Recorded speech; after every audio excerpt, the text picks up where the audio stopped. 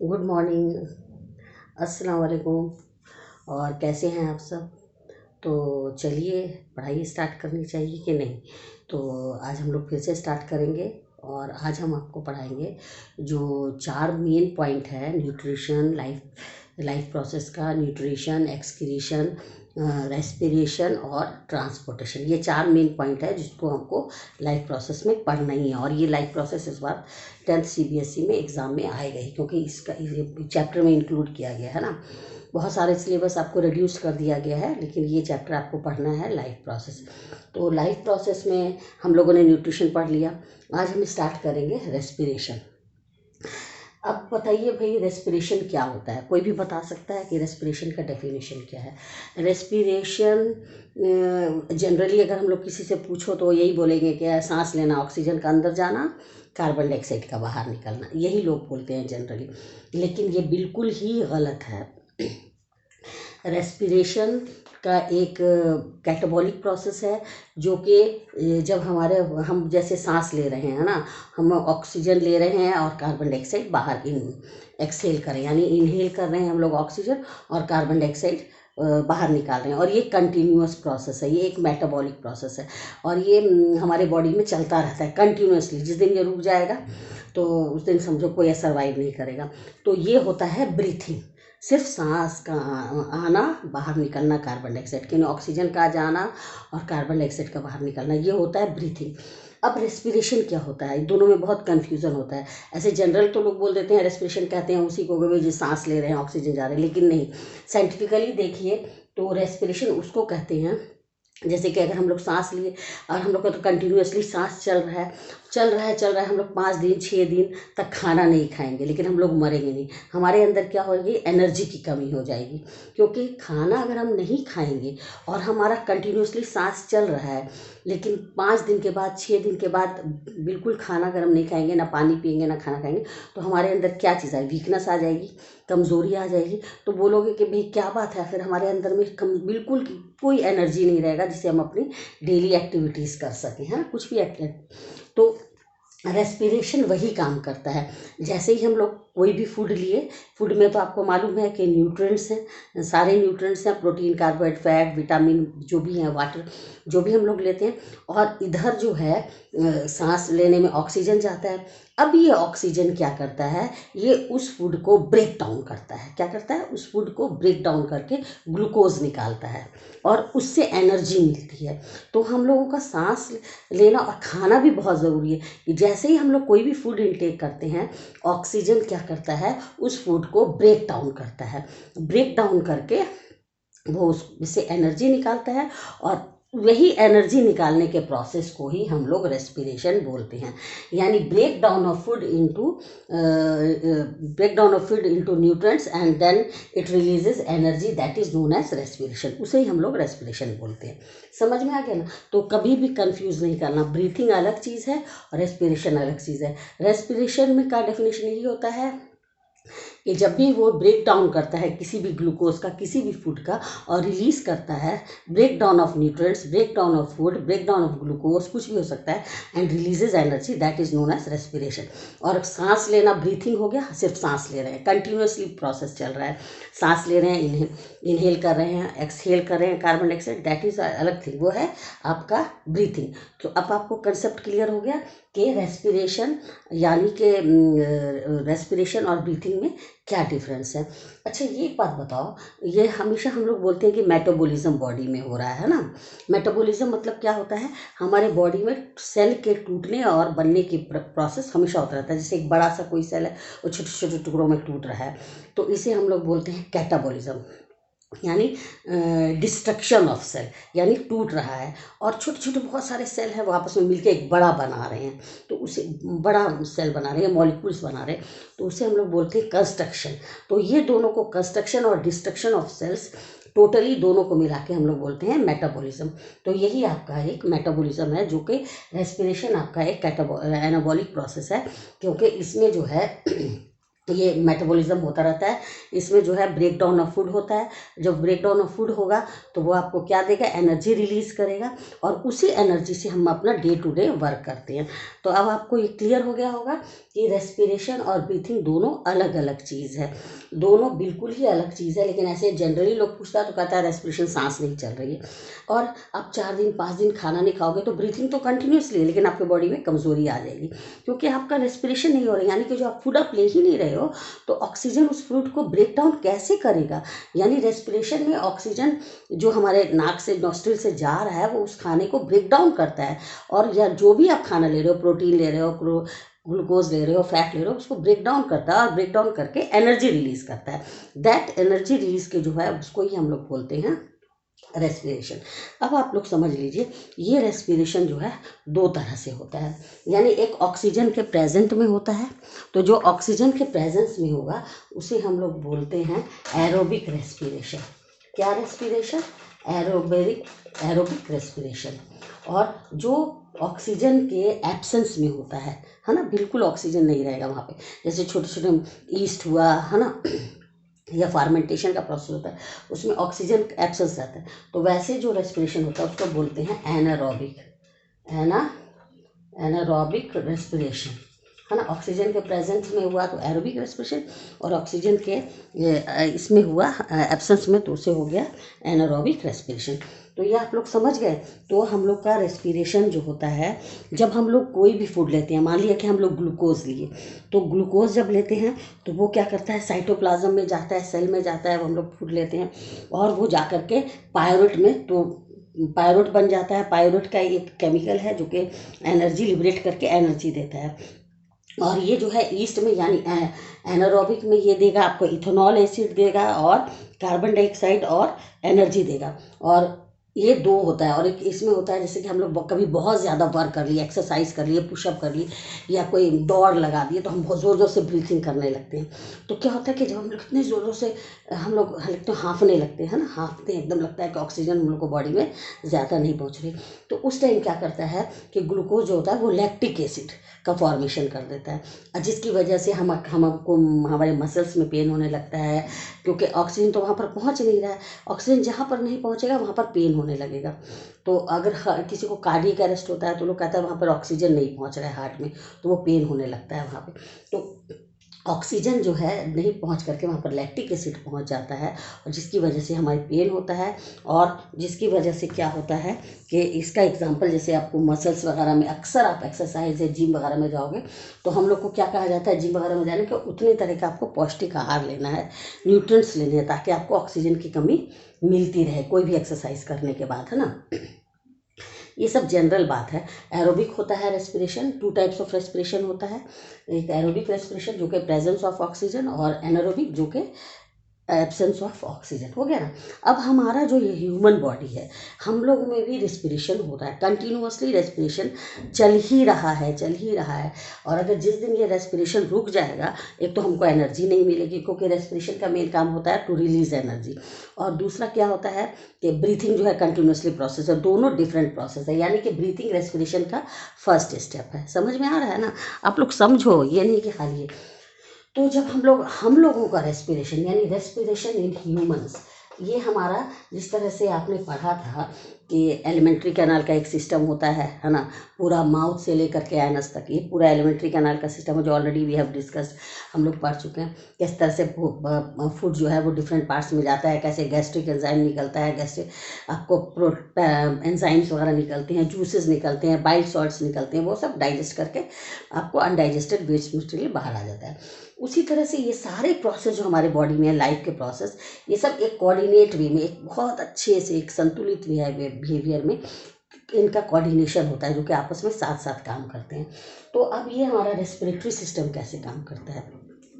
जब भी हम लोग सांस लेते हैं तो एयर में तो बहुत सारा गैस भरा रहता है, जितना गैस है, नाइट्रोजन भी है, ऑक्सीजन भी है, आपको कार्बन डाइऑक्साइड भी, सब हम लोग लेते हैं, हाँ, सब हम लोग नाक से ले रहे हैं।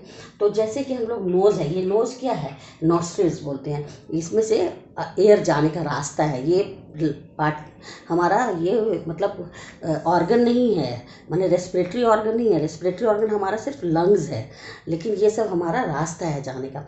तो हम नोज से हमारा जो है ये दो पार्ट होते हैं, होल होते हैं, यहाँ से एयर जाता है। अब क्या क्या यहाँ पर ये नेसल कैविटी है, नेसल कैविटी या नेसल पैसेज।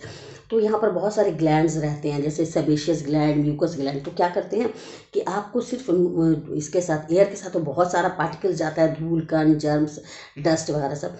तो जो सेबेशियस का नेटवर्क, जो कैपिलरीज वगैरह रहती है, म्यूकस, सीवस, वो सब उसको रोक लेते हैं। क्या किसको रोक लेते हैं? सब गंदगी को, और गंदगी को रोक लेते हैं और नाक के अंदर जमा कर देते हैं, जिसको कि आप लोग बाथिंग के टाइम ये सब साफ करते हो, अपने नाक की सफाई करते हो, है ना, नोज में पानी डाल के सफाई करते हो, वो सब धीरे धीरे जमा हो जाता है। अब क्या होता है कि यहाँ से जो है वो सारा जब प्योर ऑक्सीजन बन गया, सिर्फ छलनी की तरह छन जाता है। जब आपका प्योर ऑक्सीजन जो है जब वो नाक के जरिए अंदर जाता है तो वो ठंडा हो जाता है, कूल हो जाता है। और वो ठंडा होने के बाद ये ऑक्सीजन इसमें फेरिंग्स में आता है। क्या होता है? फेरिंग्स, यानी कि सबसे ऊपर वाला पार्ट जो होता है फेरिंग्स होता है माउथ के पास। यहाँ पर ये ऑक्सीजन आया, फिर ये फेरिंग्स से आया लैरिंग्स, है ना। लैरिंग्स को हम लोग बोलते हैं वॉइस बॉक्स। क्या बोलते हैं? वॉइस बॉक्स, है ना। ये यहाँ पर हलक का ही पार्ट सब होता है। लैरिंग्स में आया, यानी फेरिंग्स में पहले माउथ है, सॉरी ये नोज है, नॉस्ट्रिल है, नॉस्ट्रिल से आया सारा, बहुत सारा एयर हमारे नाइट्रोजन को वापस कर दिया। सिर्फ हम लोग एयर लिए, एयर में से ऑक्सीजन लिए, बाकी सब नाक के अंदर रह गया, वो डस्ट के रूप में बाहर आ जाता है। फिर हम लोग ये जो अंदर आया, फिर फेरिंग्स आया, फेरिंग्स से फिर एयर जो है लैरिंग्स में आया, ठीक है ना। लैरिंग्स के बाद नीचे एक आता है लंबा, ये ट्रैकिया बोलते हैं इसको हम लोग विंड पाइप भी बोलते हैं। विंड मतलब हवा, और पाइप मतलब एक पाइप जहाँ से एयर गुजरता है। और ये जो ट्रैकिया होता है ये गोल गोल होता है, इस तरह का सर्कुलर होता है, कार्टिलेज का बना होता है, जिससे हमारा कान वगैरह जिस तरह का बना होता है, मतलब लड़ टाइप का, ज़्यादा हार्ड भी नहीं, ज़्यादा सॉफ्ट भी नहीं, जिसको हम लोग इजीली मूव कर सकते हैं ना। तो ये इस तरह का, कभी कभी आप लोग मीट वगैरह खाते होंगे तो ये पार्ट देखिएगा, ये बहुत वाइट रंग का होता है, सर्कुलर गोल गोल, है ना। ये क्यों ऐसा होता है?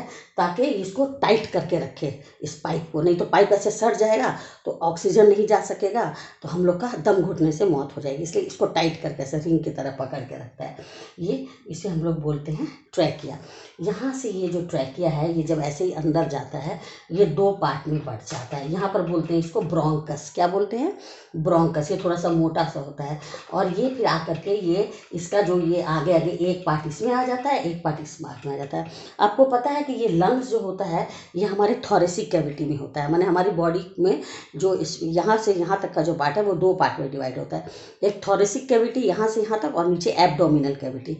एब्डोमिनल कैविटी में पेट वगैरह का ये स्मॉल इंटेस्टाइन, लार्ज इंटेस्टाइन ये सब रहा, और थोरेसिक कैविटी में एक केज जैसा बना रहता है जिसे हम लोग रिब केज बोलते हैं। उसके अंदर सारे डेलिकेट ऑर्गन्स रहते हैं, जैसे हार्ट हुआ, लंग्स हुआ, लीवर हुआ, ताकि वो उसको प्रोटेक्शन, तोता के पिंजरा की तरह होता है, सॉफ्ट एकदम पिंजरा की तरह होता है रिब केज। इसके अंदर सॉफ्ट ऑर्गन्स होते हैं जो कि उसको प्रोटेक्शन देते हैं बहुत, क्योंकि बहुत ये सब जो ऑर्गन है ना बहुत डेलिकेट होते हैं, बहुत हाँ, ज़रा सा भी चोट लगने से टूटने का डर रहता है ये सब, इसीलिए इनको नुकसान नहीं पहुँचे, इसलिए ये सब रिब केज के अंदर, एक तोते के पिंजरा जो आपने देखा हो गोल जैसा, उसके अंदर रिब केज के अंदर ये बंद रहते हैं। रिब केज वगैरह हम लोग स्केलेटन सिस्टम में पढ़ेंगे आगे, है ना। ऐसे आप लोगों ने 7, 6 वगैरह में पढ़ा ही होगा। तो ये जो है एक, ये जो ब्रोंकस है ये आगे दो पार्ट में डिवाइड होता है, जिसे हम लोग बोलते हैं ब्रोंकाई। क्या बोलते हैं? ब्रोंकाई, है ना, ब्रोंकाई। और ये ब्रोंकाई, एक ब्रोंकाई इधर आ जाता है, एक ब्रोंकस से निकल के ब्रोंकाई इधर चला जाता है, फिर ये डिफरेंट ब्रांचेस में टूटता जाता है, खूब टूटता जाता है, जिसे हम लोग बोलते हैं ब्रोंक्यूल्स। क्या बोलते हैं? ये जो डिफरेंट पार्ट्स में टूटता है, पत्ता की तरह, जैसे पत्ते में आप देखते हो ना कैसे कैसे वेन्स कैपिलरीज टूटते, वैसे ये आगे जाके टूटता जाएगा, तो इसे हम लोग बोलते हैं ब्रोंक्यूल्स। हाँ, तो कौन कौन सा पार्ट हुआ? सबसे पहले नॉस्ट्रिल्स हुआ, एयर आई, फेरिंग्स में, लैरिंग्स में, ट्रैकिया में। ट्रैकिया के बाद ब्रोंकस हुआ, ब्रोंकस जो है वो दो पार्ट में डिवाइड होता है। अब ये लंग का पार्ट है, देख लीजिए, ये एक बिल्कुल स्पॉन्ज टाइप का होता है, इसके अंदर बहुत छिद्र होता है, पोरस टाइप का होता है, इसमें बहुत एयर भरे रहते हैं और ये डबल मेम्ब्रेन का बना रहता है। इसे हम लोग बोलते हैं प्लूरल मेम्ब्रेन। क्या बोलते हैं? Pleural membrane. और ये जो होता है ये 3 लोब का बना होता है। ये क्या होता है? ये लंग जो होता है ये एक राइट लोब जो होता है ये 3 लोब का होता है, 1 lobe, 2nd lobe, 3rd lobe. और लेफ्ट वाला जो होता है ये 2 लोब का होता है। समझ में आ गया ना? ये 2 लोब का और ये 3 लोब का। और ये इसमें एक डबल मेम्ब्रेन रहता है जिसे हम लोग प्लूरल मेम्ब्रेन कहते हैं। अब ये ब्रैंक्यूल जो है वो टूट जाता है, बहुत डिफरेंट, पूरा ब्रांचेस कैपिलरीज टाइप का रहता है। अब क्या होता है कि ये जो ब्रैंक्यूल्स होता है इसके ऊपर इस तरह का गोल गोल नेटवर्क रहता है, एल्व्यूली। एल्व्यूली बोलते हैं, एल्व्यूली यानी कि एक छोटा सा एयर सैक, हवा की थैली टाइप की होती है, गोल ऐसी, आगे में इस तरह का बना रहता है, इस तरह का जितना भी ब्रोंक्यूल्स है ना वो आगे में इस तरह का बहुत खूबसूरत लगता है, छोटा छोटा छोटा छोटा इस तरह का गोल गोल एयर सैक बना रहता है ना। इस एयर सैक में मेन हीरो यही है इस काम करने का, एल्व्यूली। यहाँ से ऑक्सीजन आया, फेरिंग्स में आया, लैरिंग्स में आया, ट्रैकिया में आया, ब्रोंकस में आया, ब्रोंकस 2 पार्ट में डिवाइड हो गया, लंग्स का ये 3 पार्ट लोब होता है, ये 2 लोब होता है। और इसके अंदर बहुत सारी एल्व्यूल ब्रोंक्यूल्स में बढ़ता है, ब्रोंक्यूल्स आगे जा करके एल्व्यूली में बढ़ जाता है। यहाँ तक आपने समझ लिया, आपके एयर इसमें पहुंच गया। और नीचे जो होता है ये डोम शेप्ड का हुआ ये डायफ्राम होता है। जैसे हमारा थोरेसिक कैविटी और एब्डोमिनल कैविटी दोनों को बीच में डिवाइडर होता है, दोनों को बीच में अलग करता है, यानी एब्डोमिनल कैविटी और थोरेसिक कैविटी को अलग कौन करता है? ये डायफ्राम अलग करता है। समझ में आ गया ना? ये डायफ्राम पर ये दोनों लंग्स टिका रहता है। तो क्या होता है कि ये इसमें आ गया एल्वुली, ये सब इसमें आ गया, जितनी भी ऑक्सीजन है इसमें आ गया। अब क्या होता है कि इस एल्व्यूलाई पर बता दे रहे हैं, ये डस्टर किधर गया भाई? अच्छा, ये एल्व्यूली पर क्या होता है कि बहुत सारा जो ये एल्व्यूली है, ये जो एल्व्यूली है इसमें बहुत सारा, ये इस तरह का जो एल्व्यूली रहता है इसमें बहुत सारा ब्लड वेसल्स रहता है। क्या रहता है? ब्लड वेसल्स रहता है। तो ये ब्लड वेसल्स क्या करता है, ये बॉडी के पूरे बॉडी में फ्रॉम हेड टू टू से जितना भी कार्बन डाइऑक्साइड है वो रेस्पिरेशन के प्रोसेस में ला करके इस एल्व्यूली का जो छोटा छोटा टुकड़ा टाइप का होता है, एयर सैक होता है, थैली टाइप का होता है, उसमें कार्बन डाइऑक्साइड डाल देता है। और इधर से जब ये ऑक्सीजन, प्योर ऑक्सीजन आता है तो ये एल्व्यूली में आता है। तो ये एल्व्यूली में आने के बाद क्या करता है कि ये सारा एल्व्यूली में आने के बाद ये ऑक्सीजन इसमें चला जाएगा और कार्बन डाइऑक्साइड के वापस ले लेगा ब्लड, जो ब्लड वेसल्स होता है, यानी आर्टरी और वेन जो है 2 ब्लड वेसल्स होते हैं, वो इसे लिपटे रहते हैं पूरे इसमें। और इन लोगों का ब्लड वेसल्स का काम क्या है कि जो ऑक्सीजन वो ला करके पूरे बॉडी से कार्बन डाइऑक्साइड को इसमें एल्व्यूली में छोड़ देते हैं, है ना, एल्व्यूली में रख देते हैं। और ये ऑक्सीजन आता है धीरे धीरे जो इसमें, तो ये एल्व्यूली के पास आकर के क्या करता है कि इसमें से ऑक्सीजन ले लेता है और कार्बन डाइऑक्साइड इसके अंदर छोड़ देता है। फिर ये कार्बन डाइऑक्साइड लेता है, ये एक्सचेंज ऑफ गैसेज यहाँ पर होता है ना, एल्व्यूली में एक्सचेंज ऑफ गैसेज यहाँ पर हुआ। फिर ये वापस जो है ये ब्लड वेसल से पूरे बॉडी में कार्बन डाइऑक्साइड गया, कार्बन डाइऑक्साइड जो है फिर किस तरह से जो है ब्लड वेसल्स गया और फिर वापस ये जब रेस्पिरेशन का होता है, इंस्पायरेशन और एक्सपायरेशन, इनहेल और एक्सहेल होता है, तो फिर ये जो है कार्बन डाइऑक्साइड नॉस्ट्रिल्स के जरिए बाहर आ जाता है ना। ये मैकेनिज्म में हम बताएंगे। तो अभी मेन में आप ये जान लीजिए कि इस तरह से ये इतना ये रेस्पिरेटरी पार्ट होता है जो कि ऑक्सीजन आया नोज से, नॉस्ट्रिल्स में, फेरिंग्स में, लैरिंग्स में, ट्रैकिया में, ट्रैकिया को विंड पाइप कहते हैं। फिर दोनों ब्रोंकस में आया, ब्रोंक्यूल्स गया, ब्रोंक्यूल्स के पास एल्व्यूली हुआ। एल्व्यूली के में बहुत सारे ब्लड वेसल्स होते हैं, ब्लड कैपिलरीज होती हैं, आर्टरी और वेन, एक ब्लड लाती है, एक ब्लड ले जाती है। तो बस एक जो कार्बन डाइऑक्साइड, जो जितना कार्बन डाइऑक्साइड है वो बॉडी में से ला के एल्व्यूली रख देती है। फिर इधर से जो ऑक्सीजन है वो इसमें, ऑक्सीजन इसमें इससे ले लेते हैं। तो यही प्रोसेस जो है कंटिन्यूअसली चलता रहता है।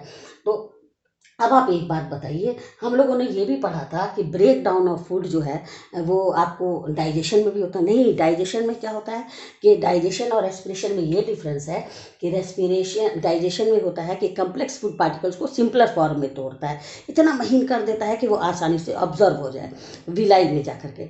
और उसके बाद से जो रेस्पिरेशन में होता है कि वही जो फूड जो एब्जॉर्ब हुआ उसमें से सारे न्यूट्रंट्स को निकालना और एनर्जी लिबरेट करना, ताकि उसी एनर्जी से हम लोग अपना वेरियस जो एक्टिविटी है वो सब परफॉर्म करें। अच्छा, अब आप ये बताइए ये तो आपका सारा हो गया, माने रेस्पिरेटरी सिस्टम। किसी अच्छी बुक से आप लोग डायग्राम देख लीजिएगा, उसमें मेन आपका यही सब रहेगा। क्या रहेगा? जैसे सबसे पहले आपका हो गया नॉस्ट्रिल, नॉस्ट्रिल के बाद फेरिंग्स, फेरिंग्स के बाद लैरिंग्स, कितना अच्छा है लैरिंग्स, और ये नॉस्ट्रिल के बाद नेसल कैविटी भी होता है, वो नेसल पैसेज है ना, याद रखिए, जो कि पूरा गंदगी को अपने तरफ रख लेती है। फिर लैरिंग्स, फिर लैरिंग्स के बाद ट्रैकिया, है ना, ट्रैकिया के बाद ब्रोंकस, ब्रोंकस के बाद ब्रोंक्यूल्स, ब्रोंकाई, ब्रोंकाई, ब्रोंकाई के बाद ब्रोंक्यूल्स, ब्रोंक्यूल्स, और ब्रोंक्यूल्स के बाद एल्व्यूली। जो मेन है यहाँ पर एक्सचेंज ऑफ गैसेस आपका होता है एल्व्यूली में, जो कि कार्बन डाइऑक्साइड को दे देता है और ऑक्सीजन लेकर के पूरे बॉडी में पहुँचाता है। ब्लड वेसल्स जो कि एल्व्यूली से लिपटे हुए रहते हैं, और जिससे कि आपको एनर्जी मिलती है, और आप ये कंटिन्यूसली आप अपना डे टू डे वर्क करते हैं। समझ में आ गया ना? तो मेन आपका यही। और रेस्पिरेशन जो होता है वो दो तरह से होता है। एक ऑक्सीजन के प्रेजेंस में, जिसे हम लोग एरोबिक बोलते हैं। अच्छा, ये जितना भी एनर्जी हमें निकलता है, वो एनर्जी को हम लोग बोलते हैं एटीपी, है ना, एटीपी। ये energy currency of the cell है। एटीपी के एडिनोसाइन ट्राइफॉस्फेट, है ना, ये जो है ये आपका एनर्जी जो है फैट के रूप में एडिनोसिन ट्राइफॉस्फेट, है ना, ये आपका माइटोकॉन्ड्रिया में जाके स्टोर रहता है। माइटोकॉन्ड्रिया में पावर सेल ऑफ एनर्जी हम लोग बोलते हैं, जिसको कि अल्टमान साइंटिस्ट ने डिस्कवर किया था। तो हर सेल में पहुंचाता है। हर सेल में जो ऑक्सीजन जाता है वो जाकर के कहाँ चला जाता है? फैट के रूप में, न्यूट्रंस, वो एटीपी के रूप में, एडिनो ट्राइफॉस्फेट के रूप में ये आपका माइटोकॉन्ड्रिया में जाके स्टोर रहता है और स्टोर हो जाता है। इसे हम लोग बोलते हैं energy currency of the cell, है ना। और ये 36 एटीपी होता है, 2 एटीपी, है ना। ये आपको पूरा बॉडी में इतनी एनर्जी जो है वो एडिनोसिन ट्राइफॉस्फेट के रूप में शक्ल में आपका रहता है। तो मेन बात बस यही है। तो अब जब हम लोग यहाँ से ऑक्सीजन, जैसे अभी मैकेनिज्म समझ लीजिए, जैसे ही एयर आ रहा है तो नेचुरली है कि जब आप बैलून फुलाते हो, सबसे अच्छा एक्सरसाइज है लंग्स का कि बैलून फुलाओ। तो जैसे ही आप लोग बैलून, इसमें हवा जाएगी, ये फूल जाएगा, ये तो दोनों फूलेगा ना भाई। जब ये इसमें आप बैलून की तरह ये करोगे तो ये सारी एयर आएगी, इधर जाएगी, इधर जाएगी, तो ये अपने साइज से थोड़ा बड़ा हो जाएगा। जैसे ही बड़ा हो जाएगा तो ये डायफ्राम को दबा देगा, ये फ्लैट हो जाएगा, है ना, फ्लैट हो जाएगा। फ्लैट होने के बाद से क्या होगा कि जितना भी ऑक्सीजन है वो सब एल्व्यूली में जो है वो जाकर के जमा हो जाएगा, और फिर ब्लड वेसल्स ऑक्सीजन लेगा और जितना जगह से कार्बन डाइऑक्साइड लेता है वो उसमें डाल देगा। तो ये एक्सचेंज यहाँ पर होता रहता है। लेकिन अब ये जो ब्रोंकस है, इसको अब इतनी ताकत नहीं है कि वापस सिकोड़े। तो ये लंग्स इसको बोलता है कि हमको तुम प्रेशर डालो, ऊपर से हमको थोड़ा प्रेशर डालो। फिर ये नीचे से ऊपर इसको प्रेशर डालता है। तो जब ये डायफ्राम ऊपर फेंकता है तो क्या होता है, सब कार्बन डाइऑक्साइड जो है वो बाहर चला जाता है ना। अब फिर ये जब एयर आती है तो फिर ये फ्लैट हो जाता है। जब ये फ्लैट हो जाता है तो फिर ये लंग्स बोलता है इसको कि अरे डायफ्राम तुम ज़रा हमको ऊपर धक्का डालो, क्योंकि मेरे अंदर कार्बन डाइऑक्साइड भर गया है, इसको बाहर जाना है। फिर ये ऊपर करता है, ये नीचे से प्रेशर डालता है, क्योंकि लंग्स में उतना पावर नहीं होता है, वो अपने से नहीं कर सकता, इसलिए डायफ्राम जो है वो नीचे से प्रेशर डालता है। और इसी तरह से ये एक्सपेंशन और कंट्रैक्शन जो है इसका लंग्स का होता रहता है। और ये रेस्पिरेशन वाला प्रोसेस जो है कंटिन्यूसली ये प्रोसेस चलता रहता है ना। और ये एल्वुली जो होता है वो गोल तरह का होता है, जिसमें छोटे छोटे स्पंज की तरह, जब इसे एल्वुली को काटोगे तो छोटा छोटा छेद सब होता है, जिसके अंदर एयर और ऑक्सीजन का एक्सचेंज जो है वो इसी एल्वुली में होता है। यानी कि कार्बन डाइऑक्साइड बाहर निकलेगा और ऑक्सीजन बॉडी में जाएगा। तो ये ऑक्सीजन जो अंदर जाता है, अब आप बताइए, जब हमारे बॉडी में ऑक्सीजन आया तो पूरे बॉडी में तो नदी है, कौन सी नदी है? खून की नदी है। पूरे ब्लड वेसल्स में एक रिवर है, ब्लड का रिवर है, उसमें एक हीमोग्लोबिन रहता है जो कि ब्लड को लाल रंग देता है ना, मालूम है। तो वो जो ऑक्सीजन इज द, वो जितना भी ऑक्सीजन है वो हीमोग्लोबिन जो है उसका कैरियर है, वो ले करके उसको सारे जगह में हीमोग्लोबिन जो है वो ऑक्सीजन को हर जगह अपने ऊपर बैठा लेगा, और उस कार्बन डाइऑक्साइड लेवल में छोड़ेगा और ऑक्सीजन को बोलेगा आओ जल्दी से मेरे पास आओ, और वो लेकर के पूरे बॉडी में हीमोग्लोबिन जहाँ भी हेड टू जहाँ भी सेल है, हम लोग तो मल्टी सेलुलर सेल हैं, जहाँ भी सेल में ज़रूरत होती है ब्लड की वहाँ वो पहुँचा देता है। इसलिए हम क्या बोलते हैं, oxygen is the carrier, haemoglobin is the carrier of oxygen. Haemoglobin ही जो है वो ऑक्सीजन को पूरे बॉडी में सर्कुलेट करता है। ये जब हम लोग सर्कुलेशन पढ़ेंगे ना उसमें और कंसेप्ट आपका क्लियर होगा। अभी आप लोग ऐसे ही समझ लीजिए कि जब हम लोग एयर हमारे बॉडी में जाता है ऑक्सीजन, तो जैसे जैसे जाता है ये फूल जाता है, फूलने के बाद ये जो डोम शेप्ड होता है डायफ्राम, ये फ्लैट हो जाएगा। जब फ्लैट होने के बाद अब तो ये ऐसे मतलब चिपटा हो जाता है, तो ये डायफ्राम ये फिर लास्ट में ये प्रेशर डालता है ऊपर कि अभी कार्बन डाइऑक्साइड बाहर भी तो निकलना है, नहीं निकलेगा तब तो आदमी का दम घुट जाएगा अंदर। तो ये कंटिन्यूसली प्रोसेस जो होता है, इसीलिए लोग को लंबी लंबी सांस लेनी चाहिए कि जितनी भी कार्बन डाइऑक्साइड वो बाहर निकले और फ्रेश ऑक्सीजन आपको आ जाए, है ना। आदमी जो है रात में ज़्यादा लंबी लंबी सांस लेता है और दिन के टाइम में ज़्यादा सांस लेता है ना। और रात में जो है छोटे बच्चा तो है वो पर मिनट बहुत ज़्यादा सांस लेता है क्योंकि उसको छोटा सा फेफड़ा होता है, जल्दी ऑक्सीजन आ रहा है जा रहा है। लेकिन ये सब हम लोग पढ़ेंगे कि कितना किसका रेस्पिरेटरी रेट है। मेन आपको जानना है कि रेस्पिरेटरी ऑर्गन क्या क्या होता है। हर एनिमल्स में अलग अलग होता है। हम लोग थोड़ा डेवलप है इसलिए हम लोग का रेस्पिरेटरी ऑर्गन लंग है, नॉस्ट्रिल वगैरह नहीं है। फिश है उसका रेस्पिरेटरी ऑर्गन गिल है। अब जो मेंढक है उसका रेस्पिरेटरी ऑर्गन क्या है, वो जब छोटा रहता है टैडपोल मछली की तरह तो गिल्स रहता है। जब वो पानी में आ जाता है, पानी और ज़मीन में दोनों रहता है, तो उसमें थोड़ा थोड़ा शरीर से होता है, बकल उसकी जो क्यूटोनियस होता है उसके बॉडी से उसका रेस्पिरेशन होता है। जब वो बिल्कुल डेवलप होता है, लैंड पर रहने लगता है, तो उसमें भी लंग्स डेवलप हो जाता है। इसी तरह इंसेक्ट्स होता है, उसमें बॉडी में होता है कब निफरेडिया छोटा छोटा ट्यूब होता है इंसेक्ट्स के, वो उससे रेस्पिरेटरी ऑर्गन होता है। तो सबका रेस्पिरेटरी ऑर्गन अलग अलग होता है। हम लोगों का रेस्पिरेटरी ऑर्गन लंग्स होता है जो कि अच्छा, अब कभी कभी क्या होता है ना, हम लोग को हिचकी वगैरह हो जाती है या हम लोग को फंस जाता है खाना, और एक बैग लोग ऐसे ऐसे सरकता है, ऐसे ऐसे सरक गए, फिर खाना आपका नाक से बाहर आ जाता है। तो क्या होता है कि ठीक इसी के बगल में फूड पाइप भी होता है। तो हम लोग जल्दी जल्दी जब खाना खाते हैं या हम लोग बात करते हुए खाना खाते हैं, तो खाना जो है वो मुंह के बजाय मुंह के सांस खाना जो है वो ये फूड पाइप ऑसोफेगस में जाने के बजाय ये जो सांस वाली नली होती है यानी जो ट्रैकिया होता है उसमें चला जाता है, और उसमें जाकर के ये लंग्स में जाने लगता है। तो लंग्स में तो खाना जाएगा तो आदमी फंस जाएगा, डेथ हो जाएगी आदमी की। इसीलिए जल्दी जल्दी पानी पीता है, ऐसे से मारता है, फिर क्या होता है वापस जो है खाना फेंक करके नाक से बाहर आ जाता है ना। तो बिल्कुल दोनों नली हमेशा साथ साथ है, यानी फूड पाइप और विंड पाइप। हमेशा हम लोग को खाना खाना चाहिए ऐसे कि खाना जो है खाने के समय बात नहीं करना चाहिए। देखो सबके पीछे साइंटिफिक रीज़न है। खाने के समय बात नहीं करना चाहिए क्योंकि खाना जो है वो कहीं सांस की नली में चला गया तो अटक जाएगा और ये लोग के पर आफत आ जाएगी। ये लोग उलट करके फिर आपको फेंक देगा ना। और बात खाना खाते समय पानी भी पियोगे तो वो ठीक से जल्दी से पहुंच जाएगा, सांस की नली में नहीं जाएगा, क्योंकि दोनों नली आपस में बिल्कुल अटैच्ड होती है, एकदम साथ साथ होती है। एक फूड पाइप और बात करने के समय खाने की नली में चला गया तो ठीक है। और दोनों के यहाँ पर एक कवरिंग होती है जिसे हम लोग बोलते हैं ग्लॉटिस, एपिग्लॉटिस। वो क्या होता है, जब खाना के तरफ जाता है तो ये खुल जाता है तो खाना चला गया इसके अंदर, और जब हवा आती है तो इधर वाला खुल जाता है, ये वाला बंद हो जाता है ना, एक कवरिंग टाइप का होता है। तो उसे बोलते हैं हम लोग एपिग्लॉटिस, ठीक है ना। तो वो उसको बचाता रहता है कि कौन किस में जाएगा कौन। तो ये आप लोग समझ जाइए, बहुत ईजी है। जैसे कि हम लोगों ने यहाँ से एयर गया, सब कुछ गया, नाइट्रोजन वापस आ गया, ऑक्सीजन गया, ऑक्सीजन अंदर जाकर के ठंडी हो जाती है, गर्म रहेगी तो बहुत ही हमारे हार्मफुल है हमारे बॉडी के लिए। वो ठंडी हो जाती है, ठंडी होने के बाद से वो यहाँ पर आती है फेरिंग्स के बाद लैरिंग्स, हलक जिसको बोलते हैं। लैरिंग्स के बाद से यहाँ पर आपको ये विंड पाइप होता है ट्रैकिया, उसके बाद से यहाँ के ये 2 पार्ट में डिवाइड हो जाता है।